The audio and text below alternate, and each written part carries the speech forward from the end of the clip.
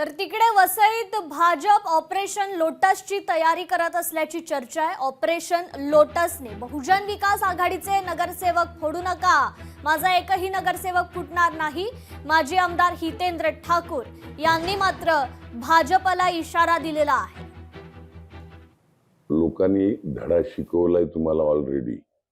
आता हे नायते धंदे करत बसले तर शेण घालतील लोक तुमच्या तोंडात, एवढंच सांगतो यावेळी।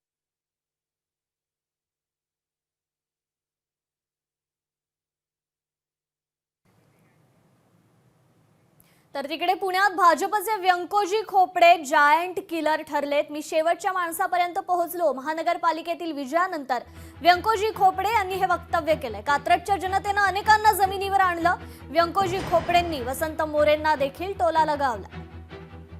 तयारी ही जोरदार होती आणि तयारी ही जनतेत जाऊन जनतेला विश्वास द्यायची होती की जनतेसाठी झटणारं नेतृत्व या ठिकाणी पाहिजे आणि त्या पद्धतीने पूर्ण प्लॅनिंग केलं होतं। गेले अनेक वर्ष सातत्याने जनतेच्या संपर्कात असणारा लोकनियुक्त सरपंच म्हणून त्या भागात केलेलं काम, लोकांमध्ये केलेला वावर, लोकांची सोडवलेल्या समस्या, या सर्वांच्या जोरावरती माझी बाजू उजवीच कशी आहे हे या निमित्ताने मतदारांनीच त्या ठिकाणी दाखवून दिले।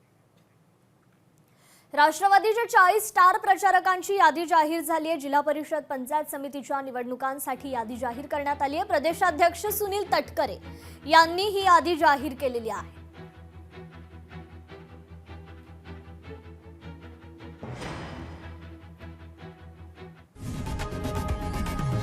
लोकशाही मराठी ऐका, पहा, जागरूक रहा।